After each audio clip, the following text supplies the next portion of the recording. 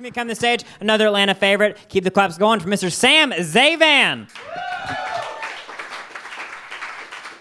Hey, give it up for my little brother Andrew. As you can guess, looking like me in Atlanta, people say a lot of racist shit to me. I was on a MARTA train one day, and this old lady sitting next to me just turns to me and goes, "Hey, you're not gonna hijack this train, are you?" And dead serious. And I was like, what kind of dumbass terrorist would hijack a train? Where the fuck would I take it? If you hijack a bus or a plane, you can take it wherever you want, but if you hijack a train, you have to stay on the track. Does she think I'm gonna call the police and be like, "Hello, I've hijacked the train. I have 15 hostages. If you do not meet my demands by 5 o'clock, I'm not stopping at Little 5 Points. Everybody can catch a cab." Praise Allah. One thing that I think is offensive is when people say the term first world problems whenever somebody complains about something.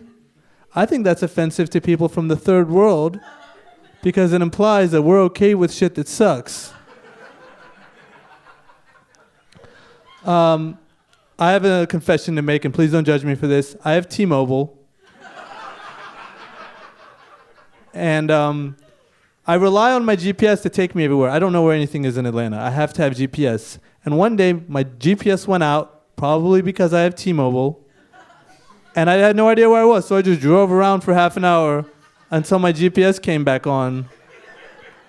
And I told my friend that story, and he was like, "Man, stop complaining. That's just first world problems." And I was like, fuck you. Because here's why.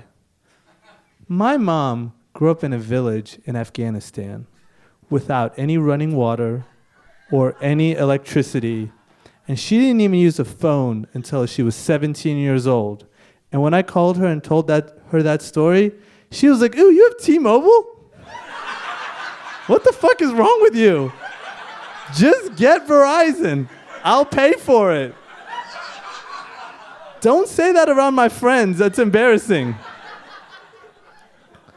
My mom got gentrified. Somebody got really fucked up outside. One of the things about gentrification that kind of bothers me is that it's ruining rap music. Gentrification, if you don't know, is the process where rich yuppies move into a poor, dangerous neighborhood and open up a bunch of organic and sustainable businesses. And then they make the poor people leave. And it sucks, because I was listening to the first Biggie Small CD the other day, and Biggie was rapping about how he was afraid of going to the Brooklyn neighborhood of Park Slope because he thought he'd get robbed. But if you've been to Park Slope in 2016, you know it's a nice neighborhood now. There's a Starbucks, there's a Smoothie King, there's even a store that sells running shoes for dogs. And that makes me sad, because that means in the future, anybody that listens to Biggie Smalls is going to think he was the biggest pussy ever. They're like, "Damn, Biggie, you were scared of going to 107th and Lenox? You were scared of getting robbed at the Cheesecake Factory?"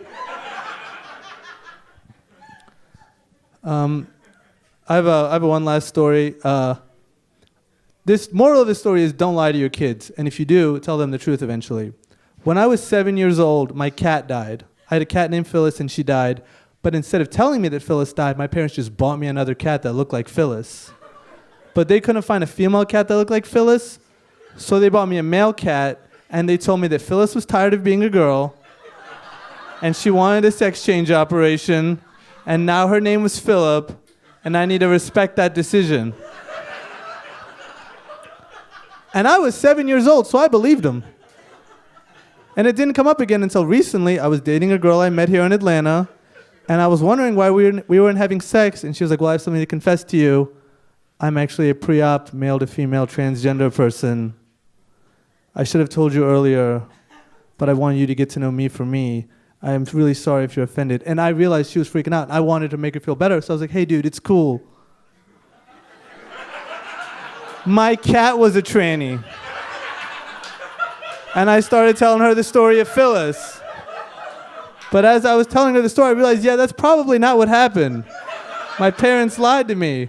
How would Phyllis know how to tell my parents I wanted a sex change operation? And who was the weird doctor in the 90s making fake cat dicks? All right, thanks a lot, guys. Have a good night.